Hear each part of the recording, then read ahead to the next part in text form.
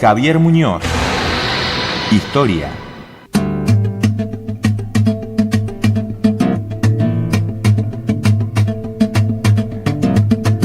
Cuatro minutos han pasado a las 9 de la mañana y como es habitual todos los jueves, ya lo tenemos aquí en el estudio al profesor Javier Muñoz. Buenos días, ¿cómo anda usted? Buen día, muy bien. Disfrutando un día que promete ser bonito. Sí, 21 grados la temperatura máxima prevista para hoy. Notable. Sí, notable para esta altura del año, aparte con el frío que veníamos acumulando las últimas semanas. Pero bueno, del tiempo vamos a hablar después. Sí. Ahora vamos a hablar de historia. Le recordamos sintéticamente a los oyentes que en su charla anterior estuvo refiriéndose a Hipólito Yrigoyen, su primer gobierno. Correcto, habíamos iniciado el radicalismo, el surgimiento del radicalismo. Bueno, la idea es seguir con las dos primeras presidencias radicales, digamos. Claro, correcto. Sería para seguir un eje temático, que sería en este caso el radicalismo, también llamado la etapa radical. Normalmente se la conoce así, y se da de esa manera, de forma pedagógica. Deberíamos destacar que fue lo que cambió. Yo diría que Yrigoyen es lo nuevo frente a lo viejo, y además Yrigoyen tiene una particularidad, asume su gobierno en el año 16, y la particularidad que va a ser innovador, en donde el régimen político anterior, el Partido Comunista Nacional o los conservadores fueron reticentes, y ahí es innovador, básicamente en el tema electoral, los derechos públicos y lo que se va a llamar la ampliación de la base democrática, y no es tan moderno respecto a la economía. Yo le diría por dos cosas. Primero, porque estábamos en la plena guerra mundial, y además porque la economía en los últimos 40 años había demostrado ser exitosa más allá de los vaivenes y de las crisis propias del modelo de desarrollo primario exportador. Sin embargo, y frente a esto, acá tenemos que pensar en un Yrigoyen, el cual, entre comillas, él cree en una democratización basado en, si su causa es la Constitución y el espíritu de la Constitución, y hacer cumplir lo que la Constitución conlleva, esto se tiene que traducir en acciones prácticas de gobierno, y en algunas en cuyo pensamiento es absolutamente particular. O sea, si la expresión política del partido era la razón en última instancia de la conducción política, esta conducción política la va a asumir Yrigoyen de una forma tal que podemos pensar y hablar, y algunos también autores lo están diciendo, de un partido que sería el Partido Radical Personalista. Hablándolo de esa manera, por decir las políticas de Yrigoyen. Yrigoyen se va a enfrentar a dos grandes problemas, por lo menos. Uno va a ser el problema interior y el problema externo. Dentro del problema interior que va a tener que resolver el primer tema, le diría yo, cómo va a compensar a aquellas personas que habían sufrido y se habían manifestado en el grito del corte. Estos son los arrendatarios rurales. O sea, Yrigoyen sigue siendo el modelo, y además va a darle solución. O sea, la extensión de los contratos rurales es un tema importante en Argentina, por lo menos fundamentalmente en las zonas productivas.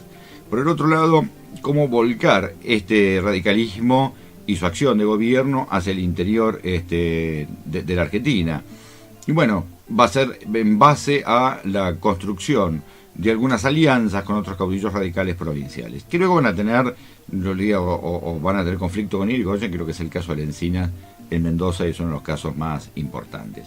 Por el otro lado también, dentro de esta política interior va a afrontar, y esto es lo que caracteriza el periodo, distintas huelgas, más de 400 huelgas que va a tener que afrontar, a los cuales solamente en una vez va a aplicar una vieja ley, que es la ley de residencia.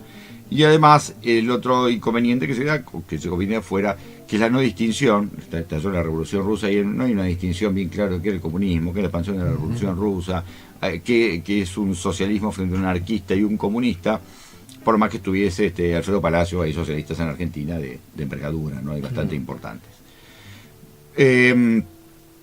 Frente a ese problema de la huelga, tenemos que tener dos lecturas. Una lectura es la legitimidad de la huelga o no, y hay dos huelgas que marcan esta gestión, que va a ser la huelga de los talleres Bacena, y por el otro lado, la huelga que se sucede en la Patagonia. Van a tener dos soluciones distintas, aunque algunos dicen, bueno, miren, como un terminó con muertos. Normalmente la huelga donde se termina, se se pone violenta, etcétera, el Estado va a dar una respuesta, es una respuesta violenta, porque además el Estado ejerce el monopolio legal de la violencia. Obviamente no, o sea, nadie vaya a pensar que Irigoyen manda a matar gente, estas cosas no pasan, sino que esto se resuelve a nivel policial, o en el caso de la Patagonia es un tema personal absoluto de Varela, que decide hacer fusilamientos, bien, para restablecer el orden. Pero bueno, es otro tema, otro tipo de conflicto. Pero si va a actuar, en general, salvo esas dos oportunidades, en general el Estado se vuelve mediador en el conflicto, y esto es una nueva posición frente a lo anterior.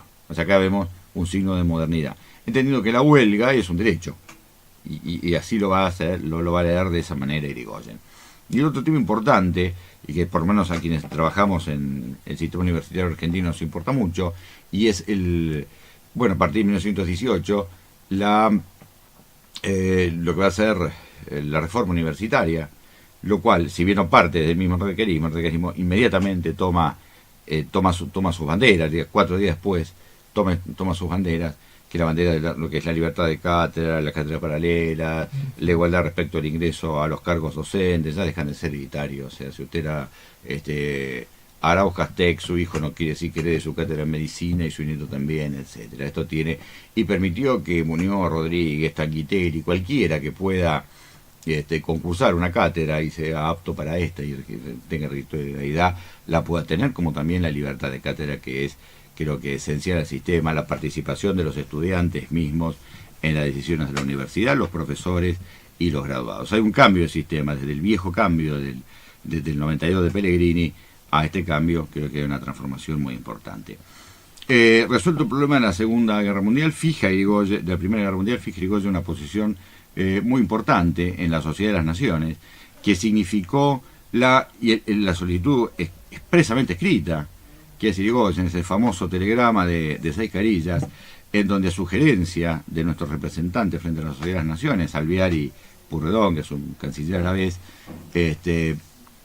le dice, bueno, si no pueden entrar todos, nosotros nos invitamos, entramos, vamos a esta reunión. Irigoyen ordena, recuerda que en Argentina el presidente es el jefe de la política exterior argentina, y ordena que o se incluyen a todas las naciones, tanto los que perdieron, como las que habían ganado, como aquellas que no habían participado del conflicto, a que se incorpore. Y si no se pudiera hacer, lean esto, y la Argentina se retira. La Argentina se retira de la Sociedad de las Naciones. Lo curioso de esto es que, así como en la reforma universitaria, luego otros países cercanos a nosotros se vincularon, o sea, practicaron lo mismo. Con la Sociedad de las Naciones pasó algo igual. O sea, frente a esta declaración de carácter principista, Irigoyen es un principista, también se retiraron otros países también. Con respecto a la relación con el Congreso, es una relación bastante mala, producto de que las renovaciones son parciales en esa época y por bienio. Irigoyen no obtuvo mayoría hasta años después en la Cámara de Diputados, así que la relación es bastante mala. En el año 17, en la apertura que se hacía en esa época, el 1 de mayo, manda una esquela que dice: por la presente estaba inaugurada la sesión del Congreso, puño y letra. Listo, que era lo que le pedía la Constitución, que le inaugurara él, la mandó la esquela, se leyó y se declaró inaugurado. Se trabajó 2 leyes que nunca le votaron, pero que fue iniciativa de Irigoyen, que fue la ley de hidrocarburos, ¿no? Respecto a la nacionalización, hay una vinculación de YPF, Irigoyen, Mosconi, bueno, que ya hemos charlado en alguna oportunidad en otra columna. Y por el otro lado, la ley de creación de la Marina Mercante. Nosotros todavía está en vigencia, está todavía el Tratado de Libre Comercio con Gran Bretaña en el año 1825, en el cual los buques ingleses, nuestro mayor comprador, bueno, hacía el transporte también. Al momento de llegar a la resolución de la fórmula, ¿para quién iban a encabezar? O sea, si bien el conocimiento de carácter político indicaba que el próximo presidente iba a ser un presidente radical, frente a eso hay una disyuntiva y momento de plantar o instalar la candidatura de Alvear, hay un argumento, es el viejo apoya a Alvear. Y esto va a definir, y realmente el radicalismo gana, yo le diría, con amplitud las elecciones y bastante holgado, pero Irigoyen va a poner una persona de su confianza en la vicepresidencia, que es Elpidio González, como si por si las cosas fallan. Y de ahí él va, no es que se retire de la política, pero bueno, va a mantenerse un poco al margen. El gobierno de Alvear es un gobierno que refleja la persona de Alvear. Alvear es una persona que había sido embajador, se había casado con Regina Pacini, se fundó Villa Regina, bueno, algunas cosas así. Pertenece al patriciado urbano tradicional, Alvear, o sea, parece que tuviera ese más aspecto de la otra clase política o social, que esta inclusión, ampliación de base democrática que yo estaba diciendo, siendo el radicalismo un partido que se inició como sectores medios y termina en el 30 o 28 siendo un partido de carácter popular. Pero Alvear, por ejemplo, no estaba de acuerdo con la cantidad de intervenciones provinciales que se había realizado durante la época de Irigoyen, que tienen también una explicación de carácter político en tanto en cuanto las provincias no habían adherido a la ley de Sáenz Peña y en otros porque no les caía simpático. También es esto, ¿no? Las personas que gobiernan los presidentes son humanos, ¿no? Hay que pensarlo de esa manera. Y en el caso de Alvear, parte de lo que sería la élite social lo mira con agrado o con cierto agrado, y Alvear, ya vamos a ver muchos más nombres comunes en su gabinete, como son los del gabinete de Irigoyen, sino algunos más allegados a él, y Alvear tiene una forma distinta de gobernar que Irigoyen, que es plantarse, o sea, él como presidente, y decir, bueno, y delego esto y lo otro, menos la política exterior, que la siguió manejando él personalmente, que por otra parte es lo que corresponde. Resistió embates políticos, y además, yo le diría, mantuvo una posición que permitió que el Partido Radical se cindiera en personalistas y antipersonalistas, liderando a Alvear el antipersonalismo. Terminada la guerra, la Argentina vuelve a una senda de crecimiento, yo le diría que es muy rápido, de acumulación muy rápido. Los problemas de la guerra, el hundimiento de algunos buques que llevaban bandera argentina, pero no eran buques argentinos, también había significado una merma del comercio, un 19,5% de desocupación que había, pero no hay una idea de que hay un problema de carácter estructural, sino que el problema es coyuntural respecto a la guerra, y esto es así. La Argentina tiene unos años, yo diría, muy felices desde el punto de vista de acumulación. Es discutible si esto después, el beneficio de eso es el directo o no, pero es discutible. Pero en los términos macros hay nuevamente un empuje, vuelta a la caja de conversión, etcétera, a funcionar en los 20, y además algo que es muy interesante, que es la imposición del Alvear de un frigorífico de carácter argentino, con capital argentino hecho por el Estado, y además el cambio de la comercialización de la carne, que es un producto de exportación y muy importante en nosotros, porque se va a comenzar a vender por kilo vivo, antes se vendía por kilo muerto, lo que daba cualquier tipo de especulación que usted se quiera imaginar. Esto es básicamente es la Argentina, ¿vio? Entonces tenemos que siempre que tener cuidado y observar estas cosas. Por el lado externo vemos un lado comienza, después del 26-27, un deterioro en lo que es la relación triangular producto, que se había incorporado a Estados Unidos al comercio mundial, y Estados Unidos tenía realizadas inversiones en Argentina, nosotros teníamos realizados las inversiones importantes, eran las inversiones inglesas, tanto de capital como o sea, capital financiero, como capital en ferrocarriles, telégrafos, etcétera. Y yo le diría que de esta manera llegamos a otras elecciones en donde hay un cuestionamiento. O sea, el candidato estaba claro, iba a ser Irigoyen, respetando el periodo de 6 años constitucional, al cual va a acompañar Beiró en la fórmula, y luego Beiró ya vino ganado Irigoyen, Beiró muere, pero como está el colegio electoral se lo reemplaza por el señor Martínez. Es de pensar que en esta coyuntura, en la fórmula antipersonalista, que es Melo Gallo, es una fórmula que nace con una herida de muerte, que es el cuestionamiento que va a hacer Melo, fundamentalmente, al tema, de lo cual se lo había acusado de Irigoyen, y era general. La oposición de Irigoyen decía, bueno, ha permitido la chusma en el poder por su estilo de gobierno. Irigoyen, si bien se lo llaman el peludo porque es muy introvertido y no es de dar muchos discursos, etcétera, pero recibía mucha gente en casa de gobierno, y además llevó apellidos no tradicionales al gobierno, lo cual también oxigenó de alguna manera, y además, como te dicen, la chusma en el poder significó el reparto de las papeletas de empleo en algunas de las elecciones de periodo intermedio que hubo también. El empleo ha sido generalmente el empleo público, algo que a la gente en general le gustó, y en fin, que compraba, por decirlo así, algún electorado de alguna manera. No estoy diciendo con malos términos, sino decir, bueno, seduce de alguna manera a parte del electorado. Ahora, al decir esto, que la chusma llegó al poder y que la chusma había llegado al poder, lo dice el mismo medio antipersonalista, y además que esto fue una consecuencia directa del voto uninominal de la ley de Peña, o sea, mi voto vale uno como el suyo de cualquier oyente. Imagínense que esto en Argentina es algo que no se puede cuestionar, ¿no? A partir de esa Peña hasta ahí. Yo le digo, hay dos cosas que en Argentina, si usted quiere ser un mal político, dígalas, y no lo va a votar nunca nadie, y va a ser que su voto vale más que el otro, y que la escuela en la Argentina no es pública, ni obligatoria, ni nada. Insisto, la Argentina, lo importante es que el voto es obligatorio. Es obligatorio en la Argentina vacunarse. Usted no puede decir no me voy a vacunar, y además no puede decir no, yo no quiero mandar a mis hijos a la escuela. O sea, esto en Argentina es un principio de hace muchísimos años que tiene la obligatoriedad por política de Estado que los argentinos hemos aceptado.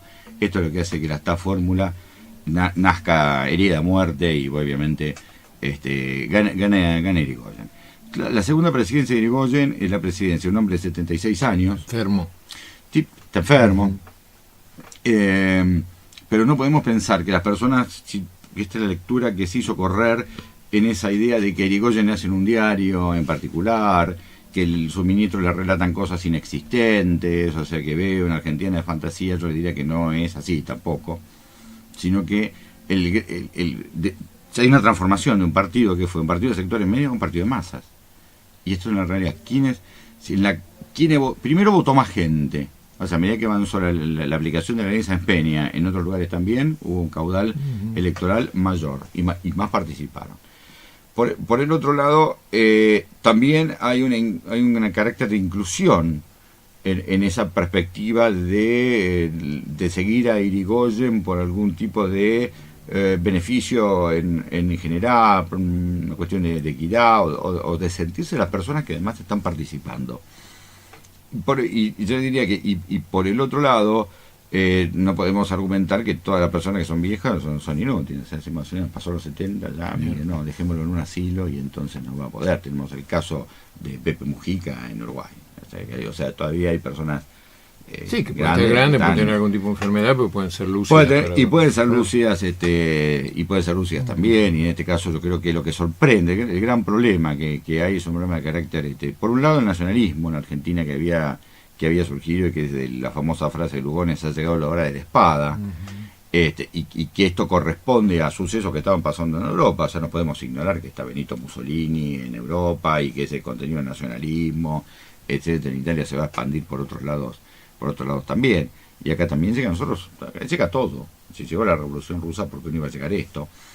Y este nacionalismo creo que jugó un papel fundamental. Efectos no deseados de políticas de Irigoyen de reivindicación de sectores militares también generaron que algunos militares volviesen a prácticas poco profesionales y más políticas. Y por el otro lado, pero creo que esto sí es un esquema que de forma fundamental, y va a ser la crisis del 29. O sea, y frente a la crisis del 29, que es una crisis de carácter estructural del sistema capitalista, y que afecta la esencia del mismo y la forma de continuidad del mismo sistema, y que realmente en Argentina inserta al mundo, impacta. Yo creo que algunos de los sectores de terrateniente, patricio urbano, también ven afectados sus intereses, como así también pensaron en el momento en que asumió Irigoyen, que realmente en esto no iba a cambiar mucho, porque el modelo es un modelo exitoso frente al peligro del modelo, es en donde, bueno, acá algunos diarios, como dice la proclama del 30, dice la prensa seria del país, se refiere al diario Crítica, algunos estudiantes, una manifestación muy importante de estudiantes universitarios, el primer muerto que tenemos una manifestación universitaria en ese momento, y por otra parte, le diría, el nacionalismo conjugan en el 6 de septiembre en la revolución del 30. Con lo cual, Irigoyen había renunciado el 5, el 6 renuncia a Martínez, que era el vicepresidente ejerciendo, y le piden a estos militares Uriburu que vuelva a renunciar Irigoyen nuevamente, y ahí damos por terminado 68 años de continuidad constitucional en la Argentina. Muy bien, profesor. ¿Qué le recomendamos a los oyentes, a aquellos interesados? Algunos en enterarse un poco más de esta etapa de la historia argentina, otros profundizar sobre el tema. ¿Qué bibliografía le recomendamos? David Rock, el libro se llama El radicalismo argentino, de Muruto Editores, me parece muy interesante. Las alternativas políticas del siglo XX, María Sáenz Quesada, editorial Belgrano. Creo que es interesante y que son libros a menos de leer, además. Y bueno, como siempre, recomiendo yo La nueva historia argentina de Editorial Sudamericana, ¿no? Bien, muchas gracias, profesor Muñoz. Nos reencontramos el próximo jueves. ¿Sí? Muy amable, gracias. Dicen que los hombres nacen, yo no sé si yo nací. Desde que esta tierra existe, recuerdo que estoy aquí. La gente me mira fiero cuando me escucha decir que yo no sé desde cuándo, recuerdo que estaba aquí. Si hablan de los tiempos viejos, de Artigas y San Martín, les digo que ya de entonces recuerdo que estaba aquí. Si quieren saber de antes, también les puedo decir que en mayo del 10 y de antes recuerdo que estaba aquí. El año 6 y en el 7 a los ingleses los vi llegar duros, irse blancos, ya entonces yo estaba aquí. Por eso digo, señores, que no sé si yo nací. Y dicen que soy un hombre, que algún día he de morir. Y dicen que soy un hombre, que algún día he de morir.